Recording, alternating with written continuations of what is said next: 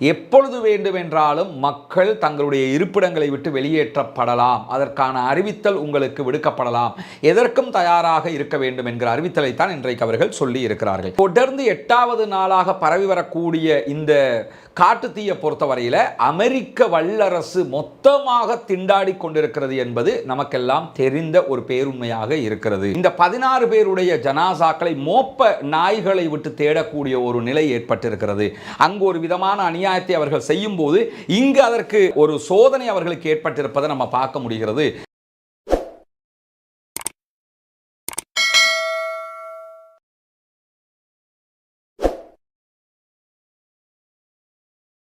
அஸ்ஸலாமு அலைக்கும் வரஹ்மத்துல்லாஹி வபரகாத்துஹு.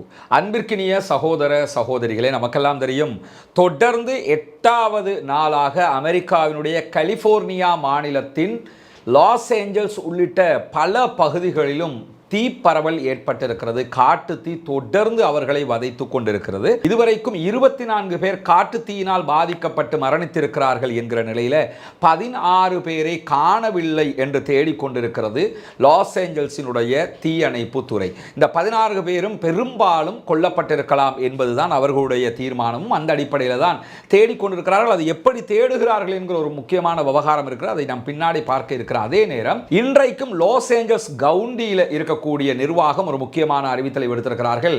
எப்பொழுது வேண்டுமென்றாலும் மக்கள் தங்களுடைய இருப்பிடங்களை விட்டு வெளியேற்றப்படலாம், அதற்கான அறிவித்தல் உங்களுக்கு விடுக்கப்படலாம், எதற்கும் தயாராக இருக்க வேண்டும் என்கிற அறிவித்தலைத்தான் இன்றைக்கு அவர்கள் சொல்லி இருக்கிறார்கள். தொடர்ந்து 8வது நாளாக பரவி வரக்கூடிய இந்த காட்டுத்தீயை பொறுத்தவரையில் அமெரிக்க வல்லரசு மொத்தமாக திண்டாடி கொண்டிருக்கிறது என்பது நமக்கெல்லாம் தெரிந்த ஒரு பேருண்மையாக இருக்கிறது. எங்களை விட்ட ஆள் இல்லைன்னு சொன்னவங்க என்ன பாடுபடுறாங்கிறத லாஸ் ஏஞ்சல்ஸில் நம்ம பார்த்துக்கிட்டு இருக்கக்கூடிய நேரத்தில் இன்றைய கள நிலவரம் எப்படி இருக்கிறது என்பதை நாம் தெரிந்து கொள்ள வேண்டி இருக்கிறது. பசிபிக் பாலிசேட் என்கிற பகுதிகளில் எரிந்து வரக்கூடிய தீ இதுவரைக்கும் 13% கட்டுப்படுத்தப்பட்டுள்ளது என்று தீயணைப்புத்துறை சொல்லி இருக்கிறார்கள். நேற்றைய தினம் இதே பகுதிகளில் 11% கட்டுப்படுத்தி இருந்தோம் என்று சொல்லியிருந்தார்கள். நேற்றும் இன்றைக்கும் இடையில 2% தான் அதிகமாக கட்டுப்படுத்தி இருக்கிறார்கள். அதே போன்று ஈடன் ஃபயரை பொறுத்தவரையில் 27% கட்டுப்படுத்தப்பட்டிருப்பதாக தீயணைப்புத்துறை அந்த பகுதியில் இடம்பெறக்கூடிய தீ விபத்து தொடர்பான செய்திகளில் சொல்லி இருக்கிறார்கள். அதே நேரத்தில் ஹேட்ஸ் ஃபயரை பொறுத்தவரையில் ஹேட்ஸ் என்கிற ஏரியாவில் ஏற்பட்ட ஃபயரை பொறுத்தவரையில் 89% நாங்கள் கண்ட்ரோல் பண்ணி இருக்கிறோம் என்று சொல்லி இருக்கிறார்கள். எது எப்படி போனாலும் இந்த கட்டுப்பாடு என்பது நிரந்தரமற்றது என்பதையும் சொல்லி இருக்கிறாங்க. எப்படி கண்ட்ரோல் பண்ணி இருக்கிறாங்கன்னா, நீங்க விமானங்கள்ல வந்து தண்ணீர் தெளிக்கிற காட்சிகளை நீங்க பார்த்திருக்கிறீங்க. அதே மாதிரி ஒரு விதமான கெமிக்கலை தூவிக்கிட்டு இருக்கிறாங்க.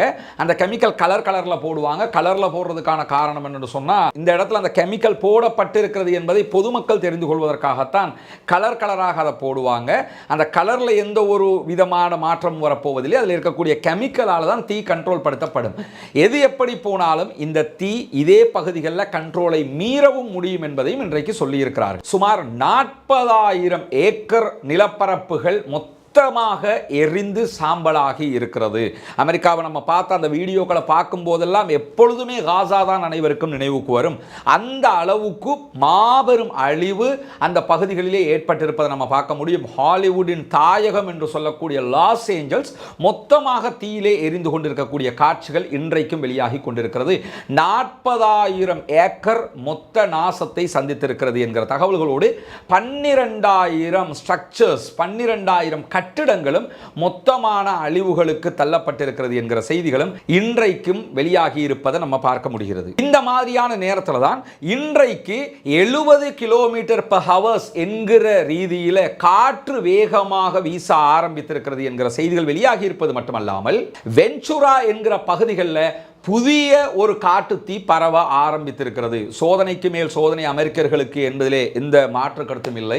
யாராக இருந்தாலும் பொதுமக்கள் பாதிக்கப்பட்டுவிடக் கூடாது, அல்லாஹு தாலா அவர்களை பாதுகாக்க வேண்டும் என்கிற பிரார்த்தனைகளோடு வென்ச்சுராவில் ஏற்பட்டிருக்கக்கூடிய காட்டு தீ தற்போது வேகமாக பரவ ஆரம்பித்திருக்கிறது. மணிக்கு 70 கிலோமீட்டர் வேகத்தில் காட்டு தீ பரவுவது என்பது ஒரு சாதாரணமான நிகழ்வு கிடையாது. அவ்வளவு வேகமாக காட்டு தீ பரவுவது மட்டுமல்லாமல் ஒரு குண்டு போட்டு வெடிக்கிற மாதிரி வெடித்து சித உதறுகிற காட்சிகளையும் நீங்க பார்க்க முடிகிறது. இப்படியான நேரத்தில் தான் 16 பேரை காணவில்லை என்று லாஸ் ஏஞ்சல்ஸினுடைய தீயணைப்பு துறை தேடிக்கொண்டிருக்கிறது என்கிற செய்தியை நம்ம ஆரம்பத்தில் நினைவூட்டி இருந்தோம். அன்பிற்கினிய சகோதர சகோதரிகளை, நமக்கெல்லாம் தெரியும், தொடர்ந்தும் பாடசாலை மாணவர்களுக்கான உதவிகளை உங்ககிட்ட நம்ம கேட்டுக்கிட்டே வர்றோம். நிறைய பாடசாலைகளில் இருந்தும் தனி மனிதர்களாகவும் நம்மளை தொடர்பு கொண்டு பாடசாலை புத்தகங்கள் வாங்கணும், முடிஞ்ச உதவியை பண்ணுங்கன்னு கேட்டுக்கிட்டே இருக்கிறாங்க. நம்ம செய்கிற பணியெல்லாம் நீங்கள் தரக்கூடிய உதவிகளை வச்சு தான் செய்கிறோம், நம்ம சொந்த பணம் கிடையாது. ஆனால் நிறைய தேவைகள் இருக்குது. ஒரு பாடசாலையில் போய் பார்த்தோம்னா 150, 200, 300, 400 என்று பிள்ளைகள் இருக்கிறார்கள். சில பாடசாலைகளும் பள்ளி வாயில்களும் நமக்கு கோரிக்கை அனுப்பி கொண்டிருக்கிறார்கள். அது எல்லாமே 300க்கும் மேற்பட்ட பிள்ளைகளாக இருக்கிறாங்க. எனவே இலங்கை நாட்டினுடைய பொருளாதார நிலை உங்களுக்கு தெரியும். கூகுளில் போய் உங்கள் நாட்டு கரன்சியையும் இலங்கையினுடைய கரன்சியையும் நீங்கள் ஒப்பிட்டு பார்த்தீங்கன்னு சொன்னாலே இந்த நாட்டினுடைய பொருளாதாரம் எவ்வளவு கீழ்மட்டத்தில் இருக்கிறது என்பதை புரிந்து கொள்ள முடியும். இப்படியான சூழலில் சதக்கத்துல் ஜாரியாவாக, நிலையான தர்மமாக நீங்கள் அல்லாஹ்விடத்திலே பெற்றுக்கொள்வதற்கு, நன்மைகளை அள்ளி குவித்துக் கொள்வதற்கு இந்த பணியிலே இணைந்து கொள்ளுங்கள். ஹாப்பி டு லேர்ன் என்கிற இந்த பணி மகத்தான ஒரு சேவையாக நாளை மறுமையிலே நமக்கு வெற்றியை தரக்கூடிய ஒன்றாக இருக்கும். ஏன்னா எங்களுக்கும் வேறு வழி இல்லை, உங்கள்கிட்ட தான் நாங்கள் கேட்க வேண்டியிருக்குது.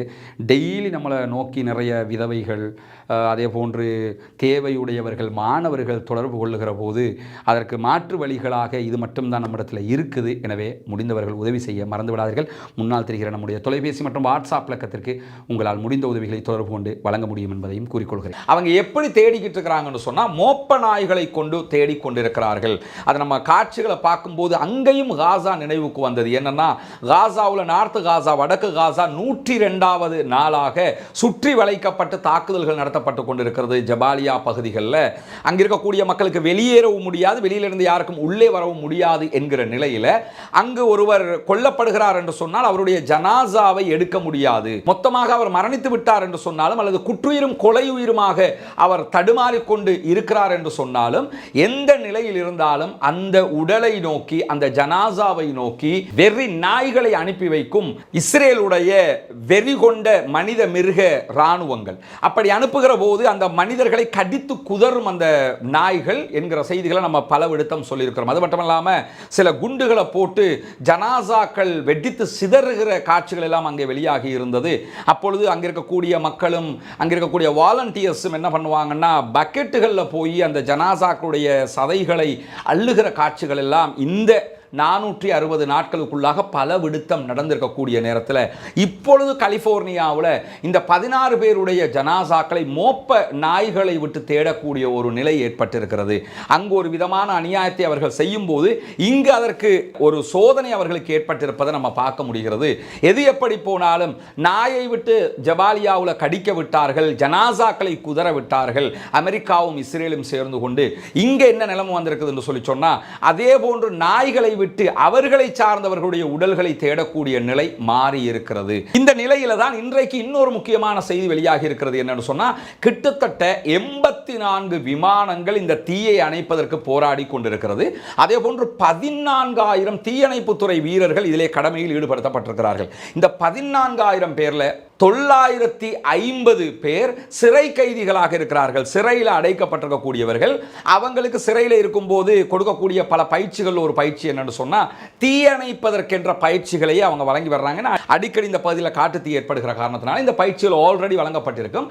அப்படிப்பட்டவர்கள் ஒரு நாளைக்கு $10 என்கிற விதமாகவும், ஒரு நாள் தீயணைப்பதற்காக போராடினால் அவர்களுடைய சிறை லைஃப்ல இருந்து 2 நாள் கழிக்கப்படும் என்கிற ஒப்பந்தத்தின் பேராகவும் 950 பேரை களத்தில் இறக்கி இருக்கிறது கலிபோர்னியா மாநிலத்தினுடைய தீயணைப்பு துறை என்கிற செய்திகளும் வெளியாகி இருக்கிறது.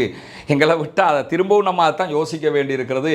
எங்களை மாதிரி யாரும் உண்டா, எங்களுக்கு இல்லாத பலமும் வளமுமா என்று பேசியவர்கள் சிறை கைதிகளை கொண்டு வந்து வைத்து தீயை அணைப்பதற்கு போராடுகிறார்கள் என்கிற செய்திகளும் இன்றைக்கு வெளியாகி இருக்கிறது. எது எப்படி போனாலும் இன்றைக்கும் ஒரு பகுதி மீள தீயினால் மூழ்க ஆரம்பித்திருக்கிறது.